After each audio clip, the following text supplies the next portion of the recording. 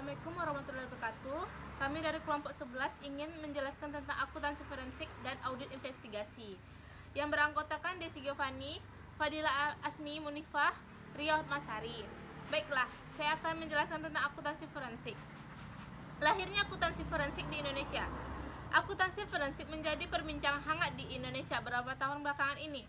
Awal mulanya adalah pada bulan Oktober 1997. Indonesia telah menjejangi kemungkinan untuk meminjamkan dana dari IMF dan World Bank untuk menangani krisis keuangan yang semakin parah.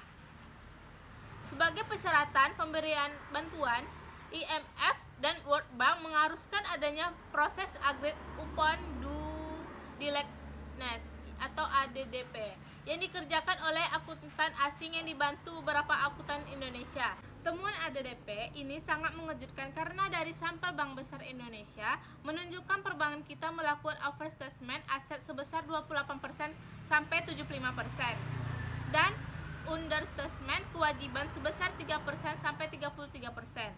Temuan ini segera membuat panik pasar dan pemerintah yang berujung pada likuidasi 16 bank swasta. Likuidasi tersebut kemudian diingat menjadi langkah yang buruk karena menyebabkan adanya penarikan besar-besaran dana, tabungan dan deposito di bank-bank swasta karena hancurnya kepercayaan publik pada pembukaan perbankan. ADPP tersebut tidak lain dari penerapan akuntansi forensik atau audit investigasi. Akuntansi forensik adalah penggunaan keahlian di bidang audit dan akuntansi yang dipadu dengan kemampuan investigatif untuk mencegahkan suatu masalah, sengketa keuangan atau dugaan fraud yang pada akhirnya akan diputuskan oleh pengadilan, arbitrasi, tempat penyelesaian perkara lainnya. Contohnya kayak kasus korupsi. Sebagai contoh, pada dasarnya adalah sengketa keuangan antara negara melawan warganya yang secara resmi telah ditunjukkan untuk mengelola pemerintahan. Tugas akuntansi forensik adalah memberikan pendapat hukum dalam pengadilan. Akuntansi forensik dibagi ke dalam dua bagian. Yang pertama, jasa penyelidikan. Jasa penyelidikan mengarahkan pemeriksaan penipuan atau auditor penipuan, yang mana mereka menguasai pengetahuan tentang akuntansi, mendeteksi, mencegah, dan mengendalikan penipuan dan misinterpretasi. Yang kedua, jasa ligitasi merepresentasikan kesaksian dari seorang pemeriksaan penipuan dan jasa-jasa akuntansi forensik yang ditawarkan untuk mencegahkan isu-isu valuasi seperti yang dialami dalam kasus perceraian. Sehingga tim audit harus menjalani pelatihan dan diberitahu tentang pentingnya prosedur akuntansi forensik di dalam praktek audit dan kebutuhan akan adanya spesialis forensik untuk membantu memecahkan masalah. Untuk menjadi seorang akuntan forensik harus memperhatikan hal berikut ini. Memiliki pengetahuan dasar akuntansi dan audit yang kuat. Yang pertama, pengenalan perilaku manusia dan organisasi. Yang kedua, pengetahuan tentang aspek yang mendorong terjadinya kecurangan. Yang ketiga, pengetahuan tentang hukum dan peraturan. Dan keempat, pengetahuan tentang kriminologi dan viktimologi. Yang kelima, pemahaman terhadap pengendalian internal. Dan keenam, kemampuan berpikir seperti pencuri. Perbedaan akuntansi forensik dengan audit konvensional, perbedaan utamanya yaitu lebih terletak pada mindset kerangka pemikir. Metodologi kedua jenis akuntansi tersebut tidak jauh berbeda. Perkembangan akuntansi forensik di Indonesia. Akuntansi forensik mulai digunakan di Indonesia setelah terjadi krisis keuangan pada tahun 1997. Hingga saat ini, pendekatan akuntansi forensik banyak digunakan oleh Badan Pemeriksa Keuangan, Komisi Pemberantasan Korupsi, Pusat Pelaporan dan Analisis Transaksi Keuangan, Badan Pengawasan Keuangan dan Pembangunan, Bank Dunia, dan kantor-kantor akuntan publik di Indonesia. Perkembangan akuntansi forensik di Indonesia. Perkembangan akuntansi forensik di Indonesia cukup maju, namun jika dibandingkan dengan beberapa negara lain, maka Indonesia masih dibilang tertinggal. Australia saat ini sedang menyusun standar akuntansi forensik, sementara Kanada dan Amerika Serikat sudah memiliki standar yang baku. Sedangkan Indonesia sama sekali belum memiliki standar yang memadai. Sejauh ini, belum banyak kasus-kasus korupsi yang terkuak berkat kemampuan akuntansi forensik. Namun, akuntansi forensik merupakan suatu pengembangan disiplin ilmu akuntansi yang masih tergolong muda dan memiliki prospek yang sangat bagus dalam pemecahan tindak pidana korupsi di Indonesia. Keahlian akuntansi forensik. James menggunakan 9 item kompensasi keahlian akuntansi forensik yang digunakan dalam penilaian perbedaan persepsi dari pihak akademis akuntansi, praktisi akuntansi, dan penggunaan jasa akuntansi forensik. Yang pertama, analisis deduktif. Kemampuan untuk menganalisis kejanggalan yang terjadi dalam laporan keuangan, yakni kejadian yang tidak sesuai dengan kondisi yang wajar. Yang kedua, pemikiran yang kritis. Kemampuan untuk membedakan antara opini dan fakta. Yang ketiga, pemecahan masalah yang tidak struktur. Kemampuan untuk melakukan pendekatan terhadap masing-masing situasi melalui pendekatan yang tidak berstruktur. Yang keempat, fleksibilitas penyelidikan. Kemampuan untuk melakukan audit di luar ketentuan atau prosedur yang berlaku. Yang kelima, keahlian analitik. Kemampuan untuk memeriksa apa yang seharusnya ada dan bukan apa yang telah ada. Yang keenam, komunikasi lisan. Kemampuan untuk berkomunikasi secara efektif secara lisan melalui kesaksian ahli dan penjelasan umum tentang dasar-dasar opini. Yang ketujuh, komunikasi tertulis. Kemampuan untuk berkomunikasi secara efektif dengan tulisan melalui laporan, bagan, gambar, dan jadwal tentang dasar-dasar opini. Ke-8, pengetahuan tentang hukum. Kemampuan untuk memahami proses-proses hukum dasar dan isu-isu hukum termasuk ketentuan bukti. Yang ke-9, kompresor. Kemampuan untuk menjaga sikap untuk tetap tentang meskipun dalam situasi tertekan. Tugas utama dari akuntansi di perusahaan adalah mencatat dan menjaga kelancaran arus keuangan perusahaannya.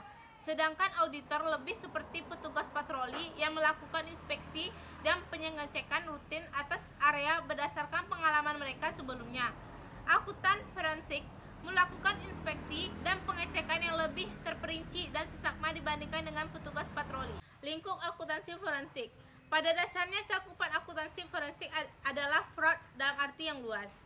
Association of Certified Fraud Examiner mengelompokkan fraud dalam 3 kelompok, yaitu yang pertama korupsi, yang kedua penjarahan aset, dan yang ketiga laporan keuangan yang dengan sengaja dibuat menyesatkan. Dalam hal ini, akuntansi forensik menjadi spesialis yang lebih khusus daripada akuntan pada umumnya yang berspesialisasi dalam auditing, yang menjadi fraud auditor atau fraud examiner yang memiliki spesialisasi dalam bidang fraud. Sorotan utama mengenai fraud pada umumnya dan korupsi dan khususnya adalah pada kelemahan corporate governance atau kelemahan di sektor korporasi, tetapi prinsip umumnya adalah kelemahan di sektor government, baik korporasi maupun pemerintahan. Di Indonesia hal ini sangat jelas terlihat dalam perkara-perkara korupsi dari para penyelenggaraan negara dan dari kajian mengenai integritas yang dibuat KPK.